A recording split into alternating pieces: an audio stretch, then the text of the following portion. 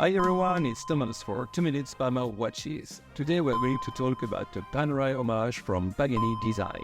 Let's go! When I say Panerai homage, well, only on some points. It's not a very accurate homage. Yes, the global shape of the case looks like a Panerai Submersible watch, but it doesn't have the typical Panerai chronograph, which changes a lot the overall look. A good point for me, because this one is more discreet and big enough to protect my watch when I'm living an adventure from the kitchen to the living room's couch. Tomb Raider, okay, but only on my PlayStation. The handset has a family resemblance, like a cousin, not a twin brother. The Panerai one is more flared and the small second hand is different. I prefer the Pagani Design one, but it's just a personal choice. The position of the date window also differs. Panerai, as per them, uses a color-matching wheel date that's often prettier. But Pagani placed it at 6 o'clock instead of the index, so it's quite well integrated and discreet. Pagani Design added a second subdial, a power reserve indicator, which visually balances the dial nicely. A smart and pretty add. On the other hand, a very similar point is the rotating bezel with those kind of rounded rider tabs at 6 and 9. It has 120 crisp unidirectional clicks, with a little bit of backplay, but aligned with the index at 12, all with a good grip. And now I just shut up.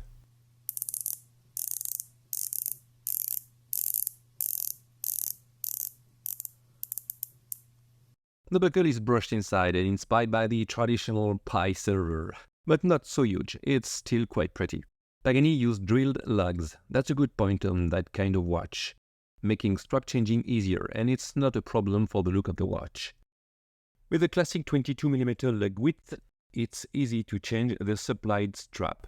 But for once, and it's quite rare, the fabric strap is very pretty with a gradient of blue and fabric on the two sides. It's perfect for hot summer times. Good job, Pagani. It is a little stiff but softens up quite quickly. I really like it, and for now I still haven't changed it. Pagani Design, renowned for its finishes and value for money, still often surprises with small details that are rarely seen on watches at that price. A hollow rotor designed with the brand logo, as you have seen, a signed crown with a double finish, the brand name engraved on the case side, all this contributes to making a simple homage a truly original and appreciable watch. On the following macros you will have a very close look and you will see that the finish is very good. Good on the brushing and engraving of the case, good on the bezel. The finish is even very good on the eye of the hands. That's another surprising good point. As for the caliber, the Henshu 2C10 is an automatic movement. You've seen the rotor. It acts and winds and has around 26 hours of power reserve. Of course, you know me, I had to test the loom for you, and on this part I'm not surprised nor deceived. Obviously, it's not the best loom I've ever seen, but it's not the baddest either. It's in the average of what I see on watches of similar price. In other words, it will not be of use to you after about 15 minutes.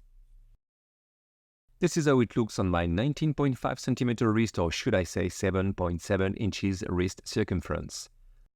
Available from 76 to 87 euros depending on your fabric strap or metal bracelet choice, with 4 dial color options.